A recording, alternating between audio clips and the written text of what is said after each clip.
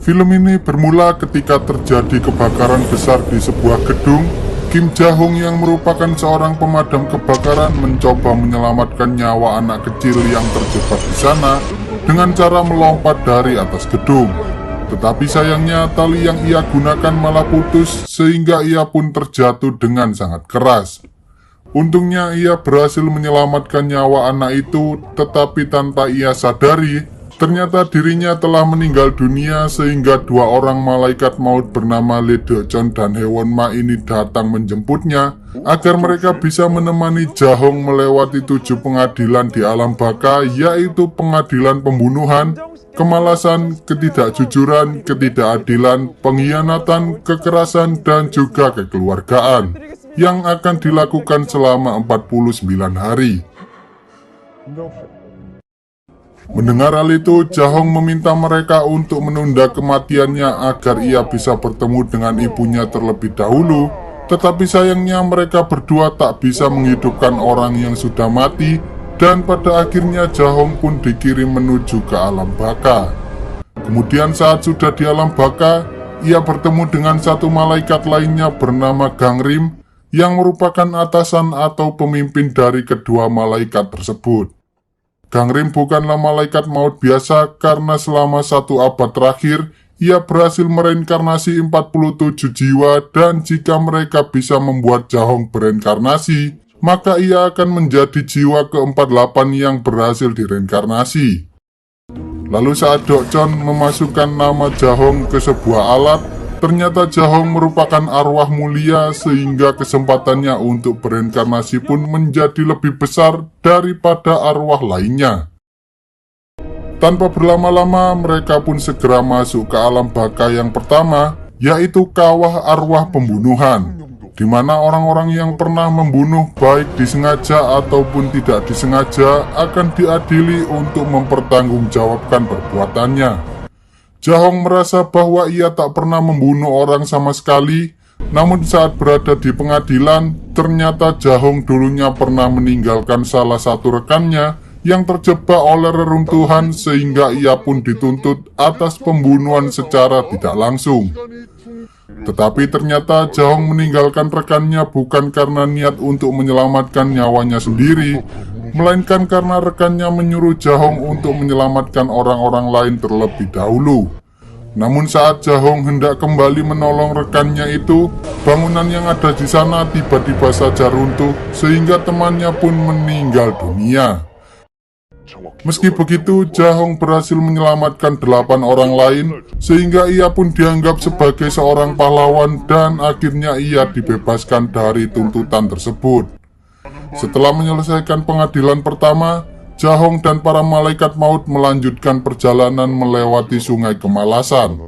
Di tengah perjalanan, Ja-hoong sempat bertanya pada para malaikat mengapa mereka ingin menyelamatkan dirinya. Sehingga Do-cheon menjelaskan bahwa alasan mereka menyelamatkan Ja-hoong yaitu karena mereka juga ingin bereinkarnasi. Sebagai seorang malaikat maut, jika mereka bisa mereinkarnasi 49 jiwa dalam kurun waktu 1 abad, maka mereka bertiga juga akan diberikan hak istimewa untuk bereinkarnasi menjadi apapun yang mereka inginkan. Do-cheon juga menjelaskan bahwa arwah biasa kemungkinan besar tidak akan bisa melewati semua pengadilan, namun karena Ja-hoong merupakan arwah mulia, ia pun memiliki kesempatan yang jauh lebih besar untuk dapat bereinkarnasi. Lalu saat mereka sampai di neraka kemalasan, para malaikat maut berusaha membela Ja-hoong dengan cara menunjukkan kegigihannya dalam menjalankan pekerjaan dan menyelamatkan orang-orang bahkan hewan sekalipun. Dewi Kemalasan yang melihat semua itu pun terkagum-kagum dengan apa yang dilakukan oleh Ja-hoong semasa ia hidup. Namun sebelum Ja-hoong pergi melanjutkan perjalanan, Dewi Kemalasan sempat menanyakan alasan mengapa ia rela melakukan semua itu. Dan ketika Ja-hoong menjawab bahwa ia melakukan semua itu demi uang, Dewi Kemalasan pun sangat marah karena ternyata Ja-hoong telah menjadikan uang sebagai Tuhannya. Ia berniat menghukum Ja-hoong dengan cara dijatuhkan ke dalam sebuah tempat, di mana sebuah mesin berukuran besar akan menggiling semua orang yang suka bermalas-malasan ketika ia masih hidup di dunia ini.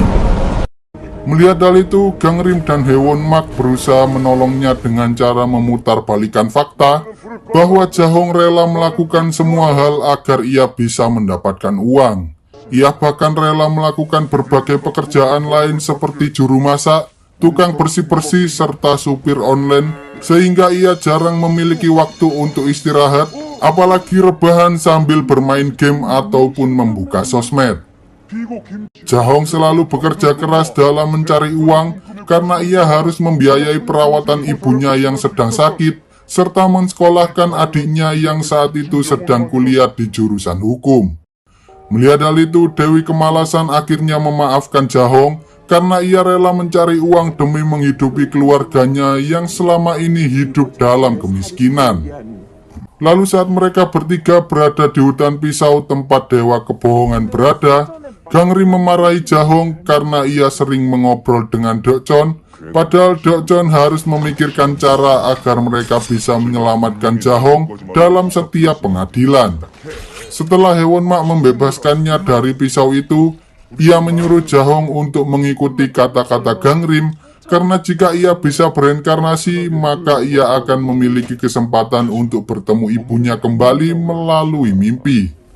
Kemudian karena Jahong merupakan arwah mulia, ia mendapatkan sebuah hak istimewa, yaitu menaiki perahu berkecepatan super, agar mereka bisa melewati hutan pisau dengan sangat cepat.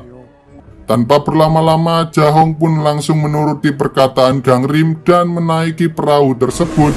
Tetapi saat di tengah perjalanan, entah mengapa tiba-tiba saja mereka dikejar-kejar oleh hantu neraka. Tampaknya para hantu neraka itu datang mengejar Jahong karena salah satu anggota keluarganya meninggal dengan menyimpan dendam pada orang lain. Gangrim dan Hewon Mak berusaha melawan para hantu neraka itu dengan menggunakan senjata mereka, tetapi karena hantu neraka itu terlalu banyak, Hewon Mak akhirnya menebas sebuah batu yang ada di sana hingga membuat pegunungan itu runtuh dan menghentikan pergerakan para hantu neraka. Setelah kejadian itu, Gangrim terpaksa pergi ke dunia manusia untuk mencari siapa anggota keluarga Jahong yang meninggal, sementara Jahong dan yang lain melanjutkan perjalanan menuju ke tempat dewa ketidakjujuran. Tak butuh waktu lama ketika Gangrim menemukan hantu gentayangan di rumah Jahong, ia pun segera mengejarnya sehingga terjadilah aksi kejar-kejaran yang sangat epik antara Gangrim dengan si hantu.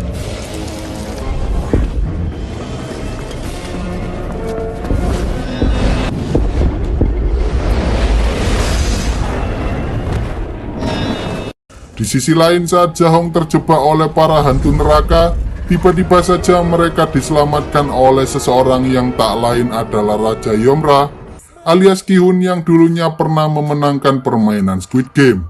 Raja Yomra merupakan dewa terkuat yang akan mengadili Jahong di pengadilan kekeluargaan, serta dewa yang menjaga seluruh alam baka ini dari hantu-hantu jahat.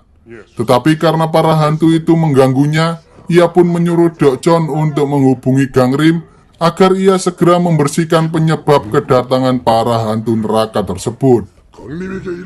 Setelah kejadian itu, mereka bertiga akhirnya sampai di tempat pengadilan yang ada di dalam neraka kebohongan. Tetapi sayangnya Jahong justru dihukum karena selama ia hidup, ia pernah menuliskan 98 surat yang semuanya berisi kebohongan. Melihat hal itu, para malaikat maut sempat kebingungan karena Gangrim tidak ada di sana. Tetapi untungnya Gangrim dan Dokcon terhubung satu sama lain, sehingga Gangrim pun akhirnya masuk ke dalam tubuh Dokcon untuk membantu Jahong dalam menghadapi hukumannya. Di sana Gangrim mengatakan bahwa selama 15 tahun terakhir, Jahong telah menulis banyak sekali surat yang berisi kebohongan, bahkan ia juga pernah membohongi ibunya sendiri. Tetapi alasan Jahong berbohong adalah karena saat itu ibunya sedang sakit keras, sehingga ia ingin membuat ibunya merasa senang dengan harapan agar ibunya bisa sembuh dari penyakit tersebut.